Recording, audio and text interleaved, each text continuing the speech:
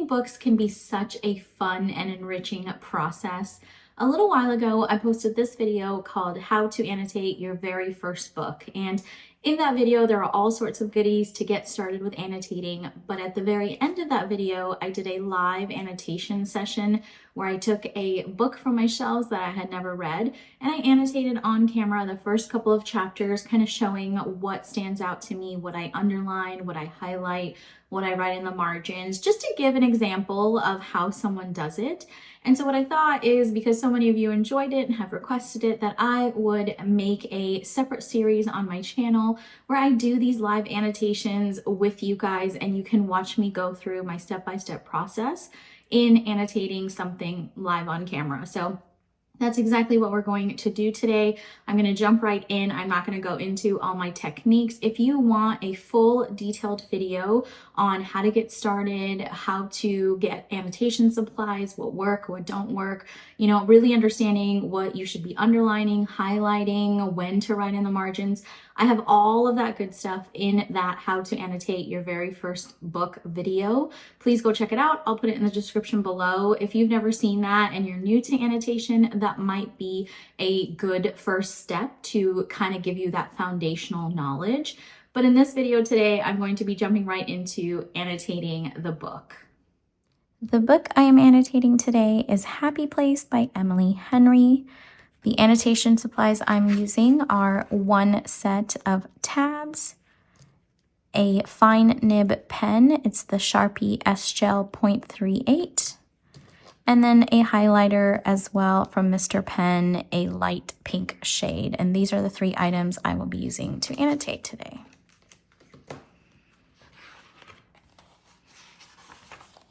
Typically, what I like to do is on the title page, this is where I will put all of the tabs and my tabbing system so that I can remember exactly what tab I used for what category. And over the course of annotating books, I've kind of come to use the same system in all of my books just so I don't have to rethink it every time. So what I typically like to use is a red or pink tab for anything that is romantic or sweet. I also like to use a blue tab for anything that is sad or emotional.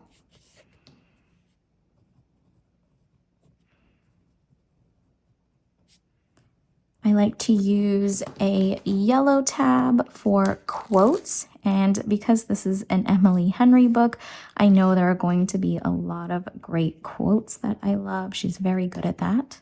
I also like to use a purple tab for any character traits or character developments or different arcs that they might go through. So anything character related. So this is character traits. And lastly, I used a green tab for anything that is plot related. Now, in romance books, you're not going to get too many plot related items. I know some authors do have a bit more plot than others, but I like to keep it just because it's part of my system. Typically, fantasy books are going to see a lot of these green tabs because they have so much plot, but I keep it just in case if there's anything to remember about the plot. So those are the 5 categories that I typically use. And like I said, I use them across most of my books. This is what I have found over the years that I typically like to annotate and the things that stick out at me. So it's a system that's worked for me, tested and true. You may have different categories of what stands out to you and what you like to refer back to. Chapter 1, Happy Place, Knott's Harbor, Maine. A cottage on the rocky shoreline with knotty pine floorboards and windows that are nearly always open. The smell of evergreens and brine wafting in on the breeze and white linen drapes lifting in a lazy dance.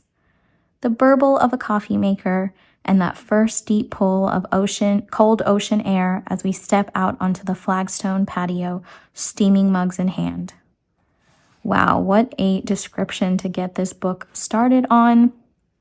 Because I live in New England, not too far from Maine, this actually hits a personal note for me. I know exactly what this feeling is like.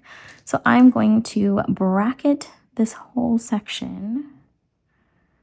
And because in paperbacks, you don't get a lot of space on the sides, I typically will write sideways. And so what I'm going to write for this section is, I know this feeling. Exactly.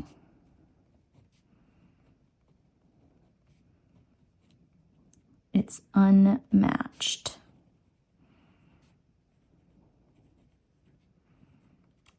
Like a warm hug.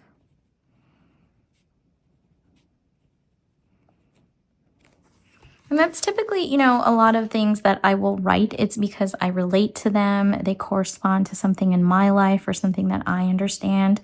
And so a lot of the things I write in the margins are typically my reactions based on a personal connection that I've made to that description or that quote. My friends, willowy, honey-haired Sabrina and wisp of a waif Cleo, with her tiny silver septum piercing and dip-dyed box braids. My two favorite people on the planet since our freshman year at Mattingly College. I'm actually going to underline that because that seems like it's important to know about our main character. We've already established who her two favorite people in the world are. And I don't always add a tab for everything that I underline. You don't have to. Tabs are just for referring back to something. Now, you know, this is not necessarily something I need to refer back to remember. I'll remember this while I'm reading, but I did think it was important enough to underline while I'm going. It still boggles my mind that we didn't know one another before that a stodgy housing committee in Vermont matched the three of us up. The most important friendships in my life all came down to a decision made by strangers, chance. We used to joke that our living arrangement must be some government-funded experiment. On paper, we made no sense. I like that sentence where it says, on paper, we made no sense. Because again, on a personal note, I can relate to this. Some of my most treasured relationships didn't follow a lot of logic, so that's what I'm going to write. Some of the best relationships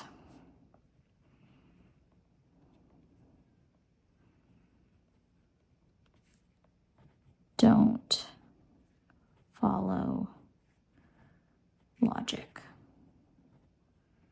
This is so true for my husband and I as well. We met in the elevator. We were from two different worlds. And on paper, we didn't make much sense, but it's the best relationship in my life. So I love that. Sabrina was a born and raised Manhattan heiress whose wardrobe was pure Audrey Hepburn and whose bookshelves were stuffed with Stephen King. Cleo was the painter daughter of a semi-famous music producer and an outright famous essayist. She'd grown up in New Orleans and showed up at Mattingly in paint-splattered overalls and vintage Doc Martens. I love that description of her two best friends. And so what I'm going to do here, I don't necessarily want to remember all those specific details about them, but I do like that we learned one of her friends is from Manhattan and her other friend is from New Orleans. So for that, I will use a purple tab since that is a character trait. So if I ever want to make a reference to these two people in her life, a description of what they are like and where they're from, I can refer back to it. So for me, that is important character notes to make. And me, a girl from southern Indiana, the daughter of a teacher and a dentist receptionist at Mattingly because the tiny, prestigious liberal arts school gave me the best financial aid, and that was important for a pre-med student who planned to spend the next decade in school. So again, here we are learning a lot about a character, the main character, the narrator of the story. But since I already have the purple tab to show that there's character traits here, we'll just let that tab speak for these two paragraphs. By the end of our first night living together, Sabrina had us lined up on her bed, watching Clueless on her laptop and eating a well-balanced mix of popcorn and gummy worms.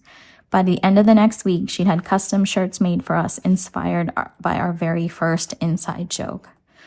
Now, I am the generation, I'm a millennial that did watch Clueless on repeat, so I do love that. I'm just going to make a little bracket here because my college roommates and I also did things like this. And so, you know, I'm just going to write, love this. Some of the best friendships, I feel like, are made on a foundation of silly traditions like popcorn and gummy worms, watching your favorite movies on repeat. Sabrina's read Virgin Who Can't Drive, mine read Virgin Who Can Drive, and Cleo's read Not a Virgin but Great Driver. We wore them all the time, just never outside the dorm. I loved our musty room in the rambling, white-clappered building. I loved wandering the fields and forest around campus with the two of them. Loved that first day of fall when we could do our homework with our windows open, drinking spicy chai or decaf laced with maple syrup and smelling the leaves curling up and dropping from branches. Oh, I love that description. Again, because I am from New England, or I live here, I can totally understand this feeling when autumn first arrives. And as you know, New England autumns are stunning and beautiful, and the leaves are just starting to turn into those amazing, beautiful colors. You have a spicy chai.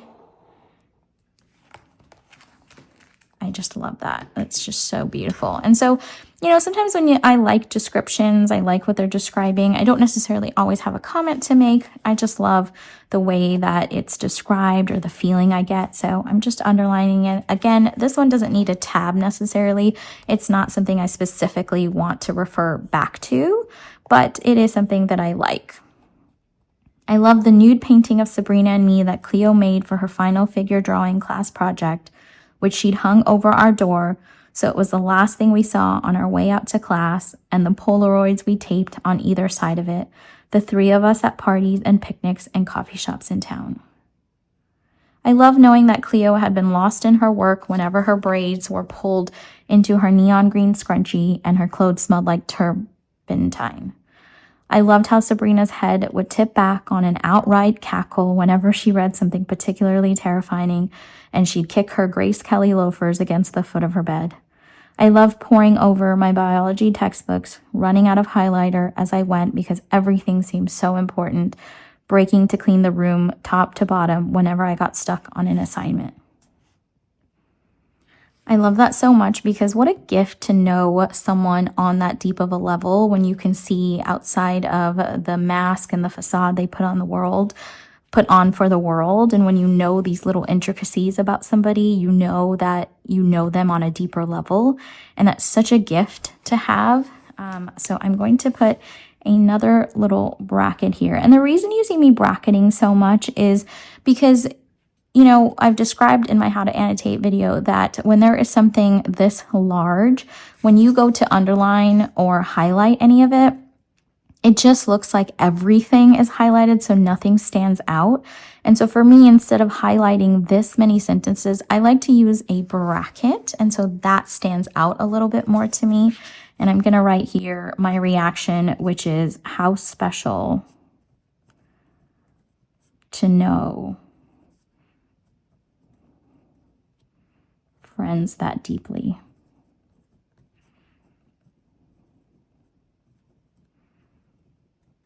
I think it is such a gift to know people on that deep of a level. I mean, we all have acquaintances.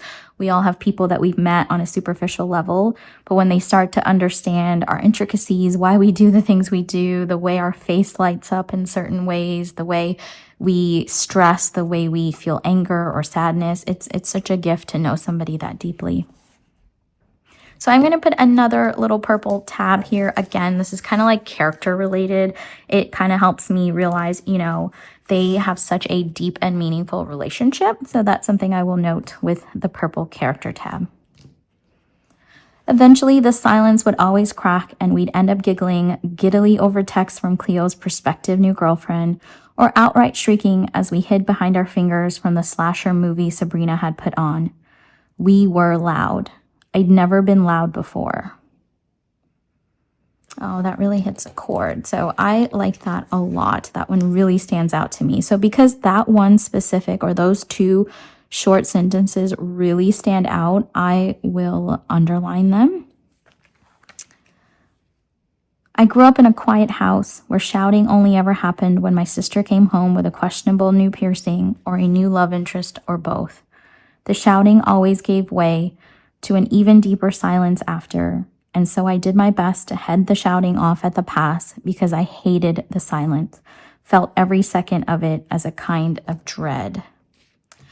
I do know this feeling. I have some interesting family dynamics, and I know the feeling of when, no one's saying anything, it's quiet, but there is all that underlying tension behind it because nobody wants to actually talk about the feelings or address anything, take accountability. So that deafening silence that can come from built up tension, and that's what I'm going to write here. Deafening silence.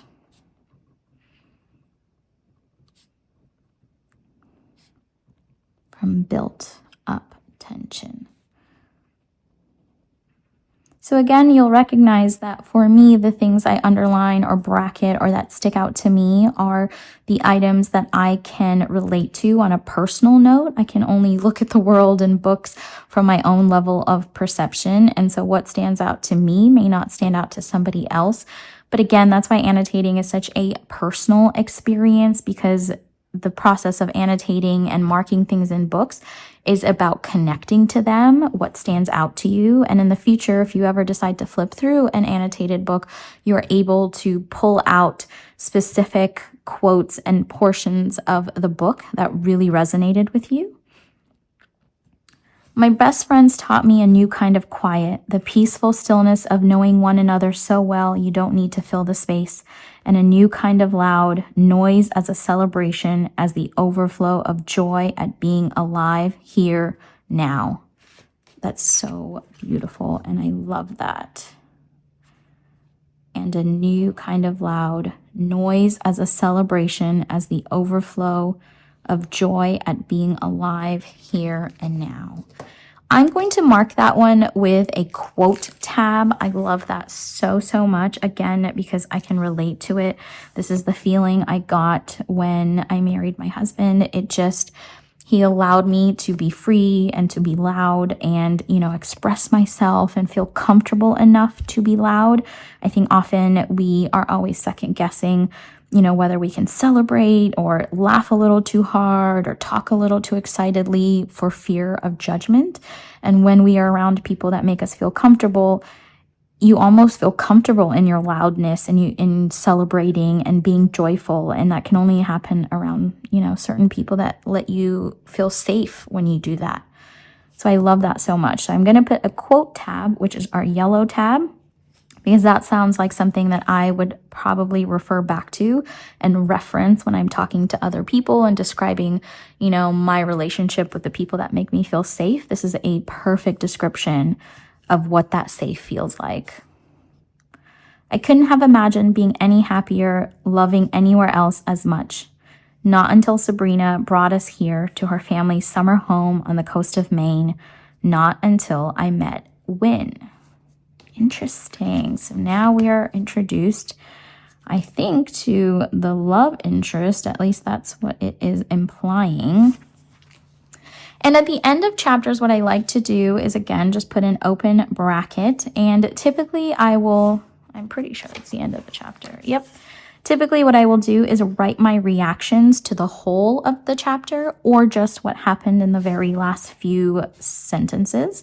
And using an open bracket allows for me to have extra room to write. There are some chapters, especially in fantasy books, where you have a lot of reactions to what happened. So I like to use the end of the chapter where there's a bit more space to write all of my reactions. So what I'm going to write here is, wow, what a fantastic opening. And this is why, Emily Henry is so good at what she does, is because she can get you to care about the characters so quickly and start to relate to them. Like, there are so many pieces in here that you've seen me highlight or seen me annotate, because I know this feeling of having friendships like that and when someone knows you on a deeper level. So Emily Henry is just so good at writing characters like that. So my reaction is, wow, what a fantastic opening. And then this portion, my reaction is just when you think. Just when you think you've reached peak happiness, the universe gives you a gift, gives you another gift.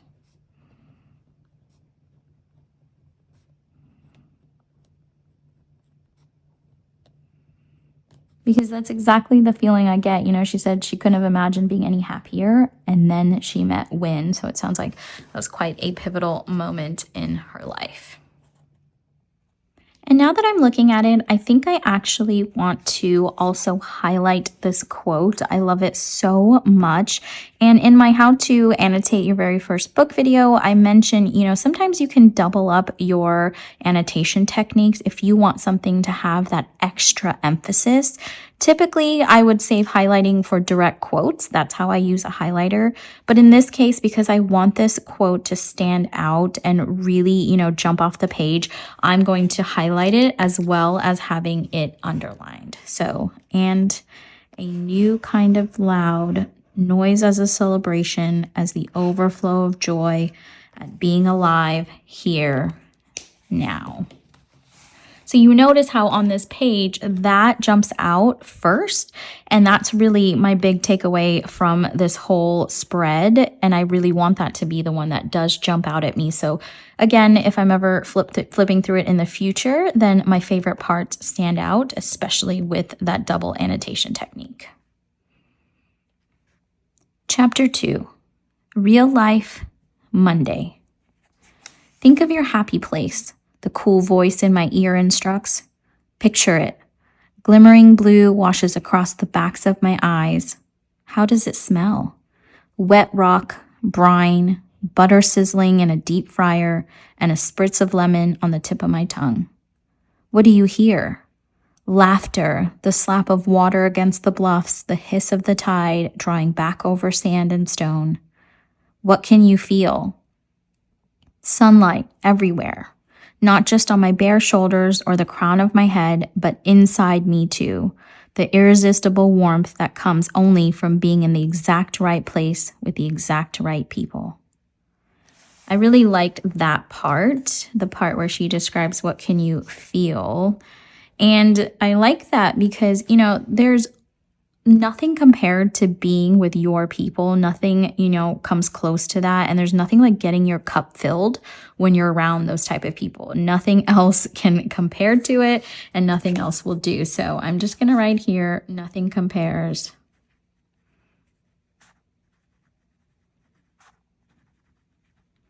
to getting your cup filled by your people.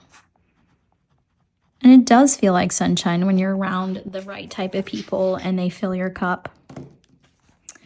Mid-descent, the plane gives another sideways jolt.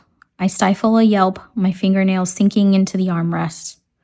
I'm not a nervous flyer per se, but every time I come to this particular airport, I do so on a tiny plane that looks like it was made out of scrap metal and duct tape. My guided meditation app has reached an inconvenient stretch of silence, so I repeat the prompt to myself. Think of your happy place, Harriet.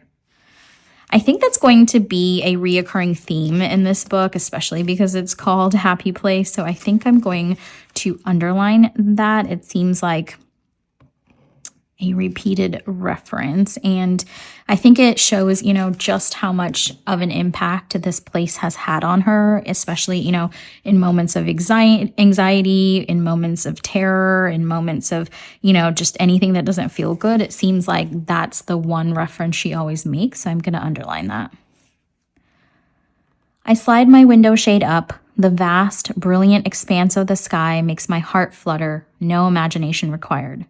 There are a handful of places of memories that I can always come back to when I need to calm myself, but this place tops the charts. That's exactly what I was just saying. So I don't think I need to underline it. You could if you wanted to, but because to me, I've already made that reference and attachment to this quote, I don't want to really underline another version of that same reference. It's psychosomatic, I'm sure, but suddenly I can smell it. I can hear the echoey call of the circling gulls and feel the breeze rifle my hair. I taste ice-cold beer, ripe blueberries. In mere minutes after the longest year of my life, I'll be reunited with my favorite people in the world in our favorite place in the world. The plane's wheels clatter against the runway. Some passengers in the back burst into applause, and I yank out my earbuds, anxiety lifting off me like dandelion seeds. What a great description. I think I might underline that, actually. I love when authors can sometimes weave like poetry type of imagery into their writing. I personally really enjoy it. So I'm going to underline just that bit, anxiety lifting off me like dandelion seeds. And it's not something that needs a tab. It's not something I'm going to reference later. It's just something I'm enjoying as I'm reading it. So again, I'm not going to put a tab, just something I've noted as I'm reading along. Beside me, the grizzled seatmate who'd snored through our death-defying flight blinks awake. He looks at me from under a pair of curly white eyebrows and grunts, "Here for the lobster festival?" "My best friends and I go every year," I say. He nods. "I haven't seen them since last year," I add. He harumphs. "We all went to school together, but we live in different places now, so it's hard to get our schedules to line up." The unimpressed look in his eye amounts to, I ask one yes or no question. Ordinarily, I would consider myself to be a superb seatmate. I'm more likely to get a bladder infection than to ask a person to get up so I can use the lavatory. Ordinarily, I don't even wake someone up if they're asleep on my shoulder, drooling down my chest. Laugh out loud. This is so relatable because I have definitely been that person. So I'm just going to put relatable, LOL. Again, nothing I'm going to refer back to, so I don't need a tab, but just something funny that I thought while reading it. I've had strangers' babies and farty therapy dogs for them. I've pulled out my earbuds to oblige middle-aged men who will perish if they can't share their life stories, and I flagged down flight attendants for paper bags when the post-spring break teenager next to me started looking a little green. So I'm fully aware this man is in no way wants to hear about my magical upcoming week with my friends, but I'm so excited it's hard to stop. I have to bite my bottom lip to keep myself from singing Vacation by the Go-Go's into this grumpy man's face as we begin the painfully slow deboarding process. I retrieve my suitcase from the dinky airport's baggage carousel and emerge through the front doors, feeling like a woman in a tampon commercial, overjoyed, gorgeous, and impossibly comfortable.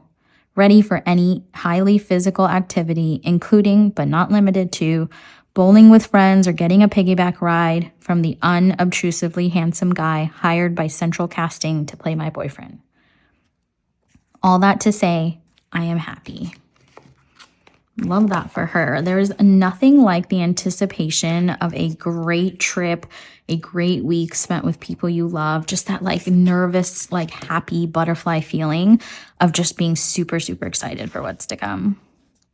This is the moment that's carried me through thankless hospital shifts and the sleepless nights that often follow. For the next week, life will be crisp white wine, creamy lobster rolls, and laughing with my friends until tears stream down our cheeks. A short honk blasts from the parking lot. Even before I open my eyes and see her, I'm smiling. "Oh, Harriet, my Harriet," Sabrina shouts. half falling out of her dad's old cherry red Jaguar. She looks as ever like a platinum Jackie O with her perfectly toned olive arms and her classic black pedal pushers, not to mention the vintage silk scarf wrapped around her glossy bob. She still strikes me the same as that first day we met, like an effortlessly cool starlet plucked from another time. I actually really like that as a character reference, so I love that we're getting this little tidbit into who Sabrina is. So I'm going to underline, she still strikes me the same as that first day we met.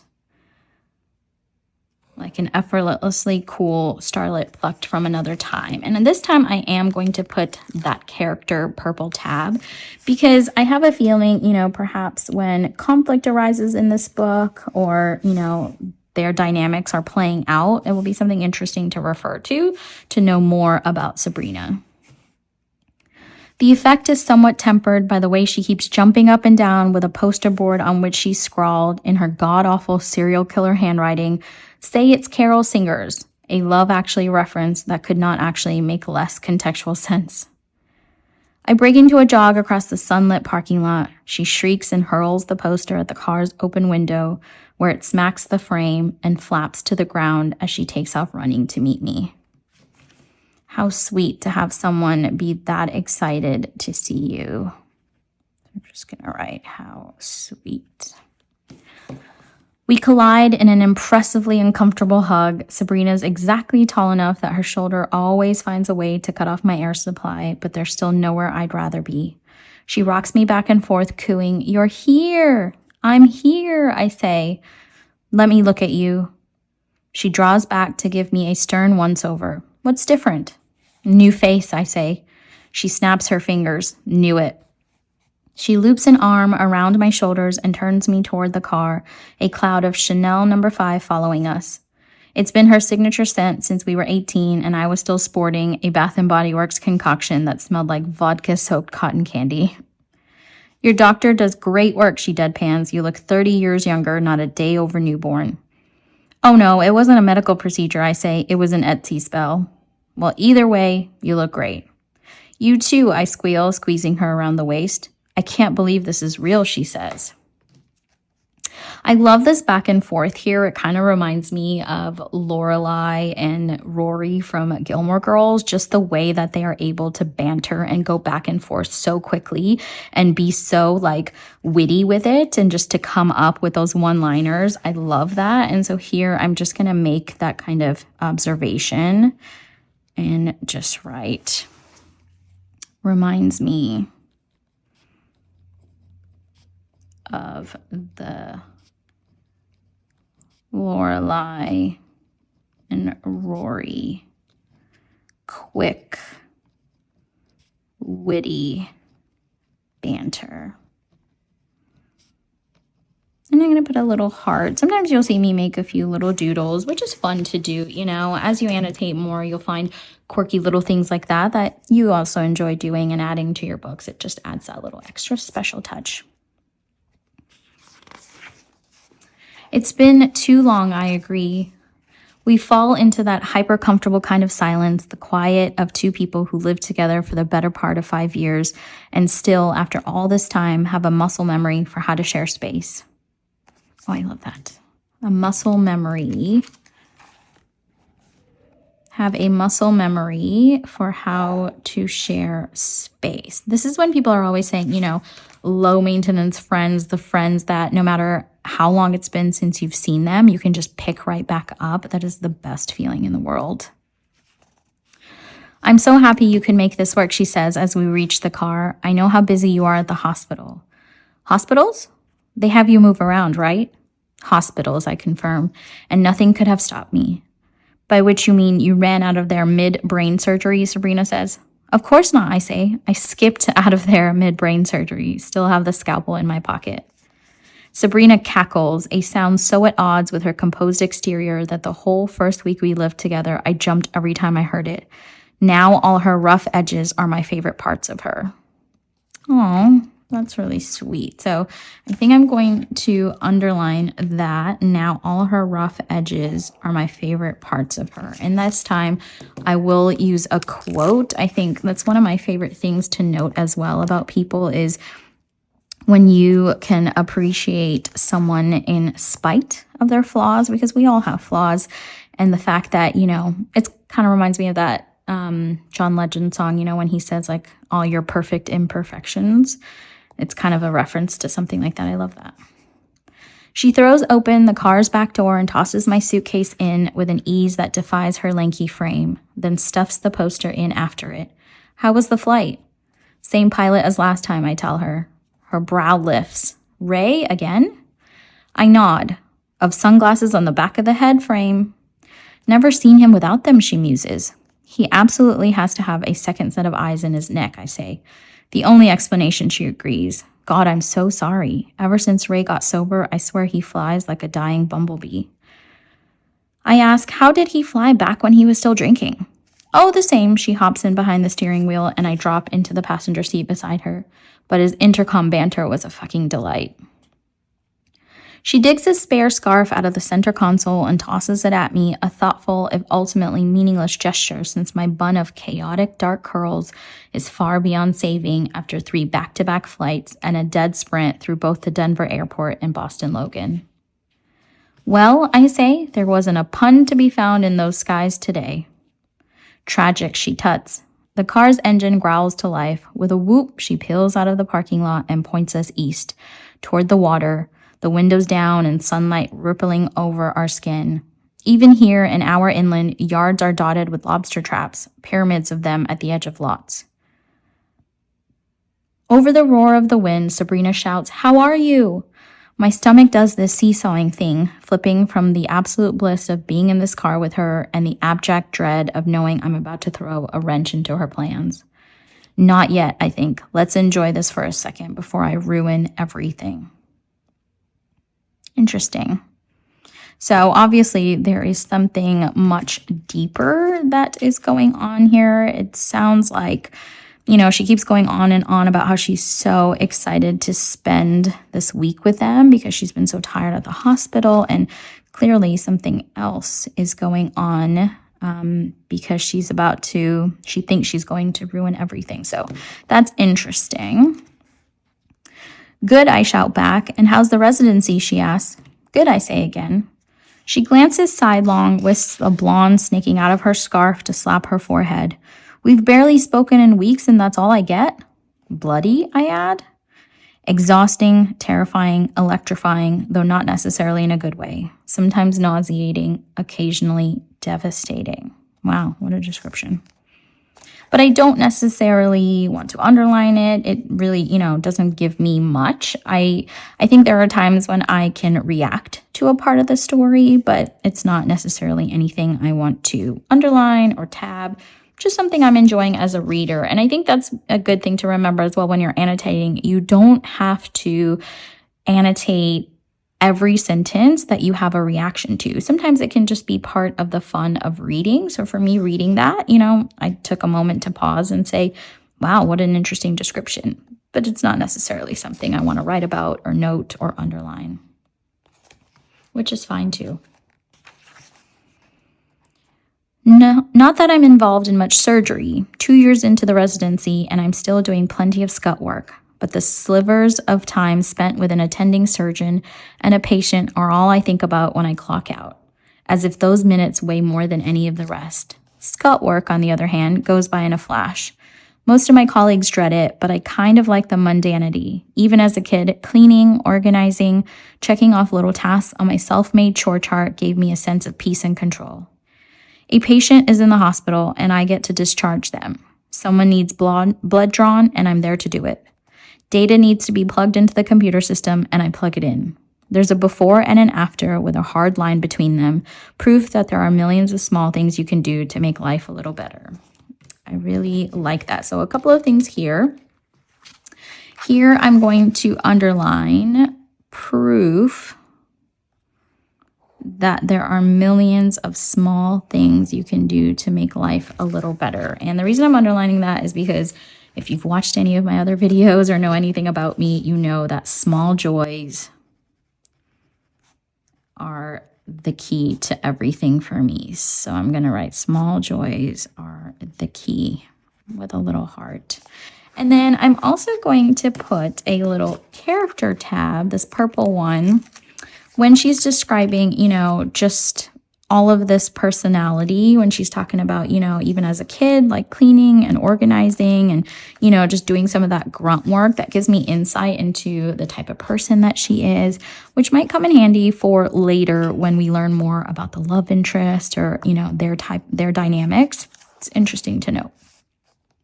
And how's Win? Sabrina asks. The seesaw inside me jolts again. Sharp gray eyes flash across my mind, the phantom scent of pine and clove wafting over me. So I guess the conflict that she's trying to avoid is about Win.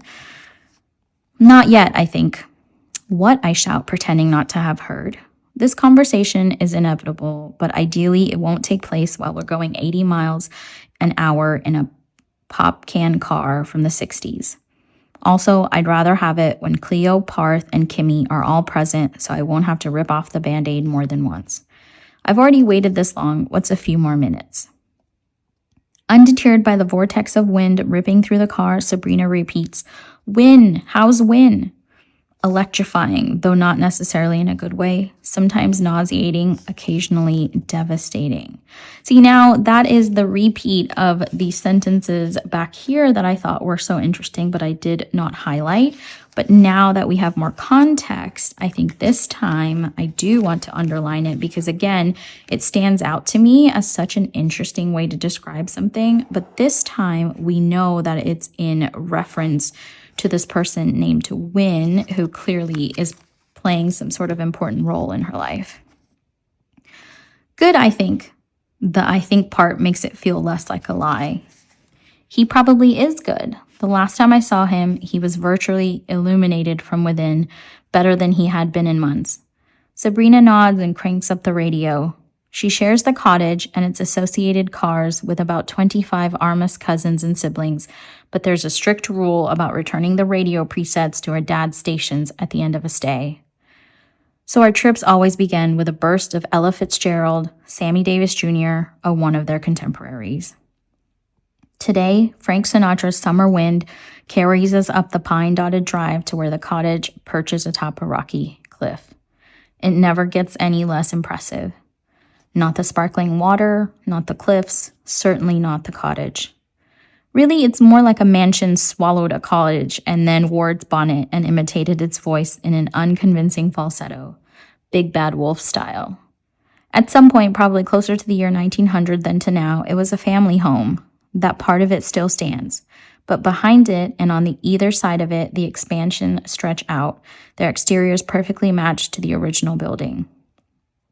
Off to one side, there's a 4-car garage, and across the creek on the other, a guest house sits tucked among the moss, ferns, and salt-gnarled trees. The car glides right past the garage, and Sabrina cuts the engine in front of the front door. Nostalgia, warmth, and happiness rush over me. Remember the first time you brought me and Cleo here, I ask? That guy Braden had ghosted me, and you and Cleo made a PowerPoint about his worst qualities.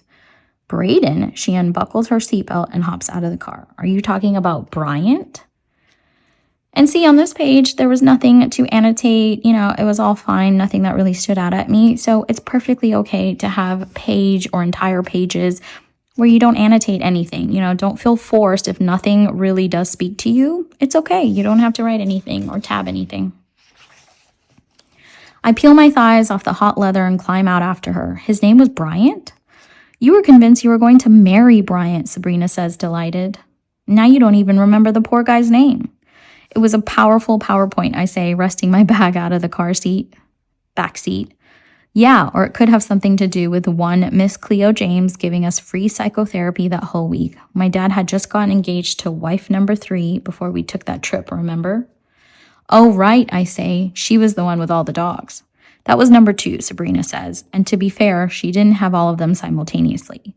More like she had a revolving door that magically brought new designer puppies in as it swept her adult dogs straight back to the pound. Ugh, how terrible. I shudder, so creepy. She was, but at least I won the cousin's divorce betting pool that year. That's how I scored access to the cottage during Lobster Fest. Cousin Frankie's loss was our gain. I clasped my hands together in a silent prayer of thanks. Cousin Frankie, wherever you may be, we thank you for your sacrifice. Don't waste your gratitude. I think he lives on a catamaran in Ibiza these days. Sabrina yanks my bag free from the crook of my elbow, taking my hand to haul me up to the front door. Come on, everyone's waiting. I'm last, I say. Parth and I got in last night, she says. Cleo and Kimmy drove up this morning. Well, we've all been sitting on our hands and vibrating, waiting for you to get here. Wow, I say, things descended into orgy territory pretty quickly. Another trademark Sabrina laugh. She jiggles the doorknob. I guess I should have specified we were all sitting on our own hands. Now that changes things considerably, I say. She cracks open the door and grins at me. Why are you looking at me expectantly, I say. I'm not, she says. I narrow my eyes. Aren't lawyers supposed to be good at lying? Objection, she says, speculative. See, there's more of that like Lorelai and Rory kind of back and forth banter. Just love it so much. I already am so engaged and interested in this friendship because of those dynamics. I have this with a lot of my friends, so it's been reminding me a lot of that, and love it. Why aren't we going inside, Sabrina? Wordlessly, she nudges the door wider and gestures me through. Okay, I creep past her. In the cool foyer, I'm hit with the smell of summer. Dusty shelves, sun-warm verbena, sunblock, the kind of salty damp that gets into the bones of old Maine houses and never quite dries out again. I know exactly this feeling. This is quintessential. So I'm going to write that. I don't know how to spell it, so bear with me. Quintessential New England. There is an unmatched feeling about New England summer and the smells that you can smell. There's just something about it. If you haven't visited New England in the summer, I highly recommend it. From the end of the first floor hallway, back in the open kitchen/living room, part of the extension, of course, I hear Cleo's soft timbre followed by Parth's low chuckle. Sabrina kicks off her shoes and drops the keys on the console table, calling, "Here!" Cleo's girlfriend, Kimmy, comes bounding down the hall first, a blur of curves and strawberry blonde hair. "Harry," she cries, her tattooed fingers grabbing for my face as she plants loud kisses on each of my cheeks. "Is it really you?" She shakes me by the shoulders. "Are my eyes deceiving me?" "You're probably confused because she got a new face on Etsy," Sabrina tells her.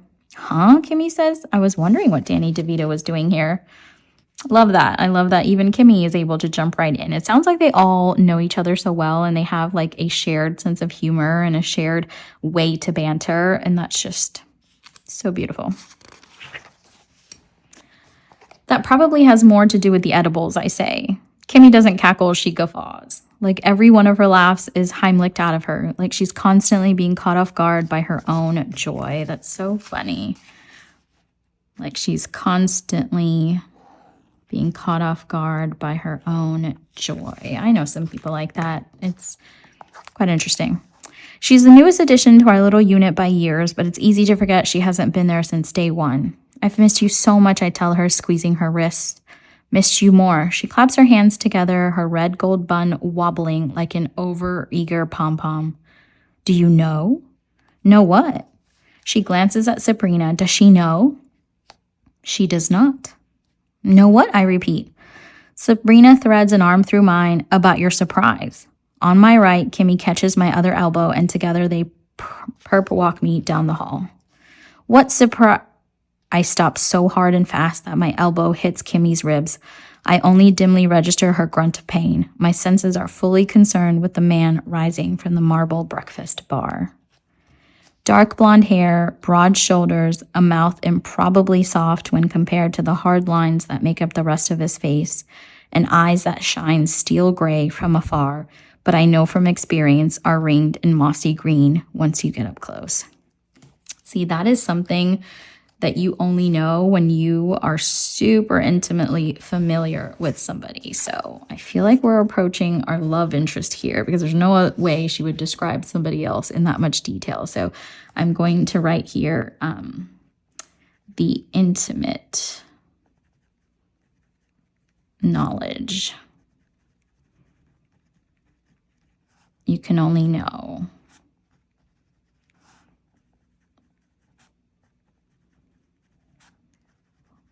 when you share something special with them.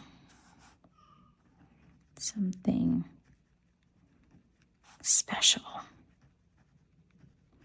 So here I'm actually going to use our very first pink tab. And while it's not a specific romantic or sweet gesture, to me, knowing somebody that intimately that you can describe the shades of their eyes and know exactly certain features of their faces, to me, that is a really sweet detail to note. And so I'm just going to put a red romantic or sweet tab, because this sounds like the beginning of us learning about the love interest. And, you know, oftentimes also with tab placement, I don't want to cover up the part that I actually like or the note that I made. So sometimes I'll just place the tab a little bit higher than where I've made my notation and where the part is. And I get the idea, you know, when I'm looking back on it, I know that this is the scene where I'm referring back to this. So just because I don't want to cover it up, I place the tab a little bit higher. Like, for example, when you're tangled with him beneath a blush sheet, the diffused glow of your bedside lamp painting his skin gold and giving his whisper a texture. So I was right. This is our love interest. His shoulders are relaxed, his face totally calm, like being in the same room as me is not the worst thing that could have possibly happened to either of us. Meanwhile, I'm basically a walking, breathing bottle of soda into which a Mentos has been plopped, panic fizzing up, threatening to spew out between my cells. A classic reference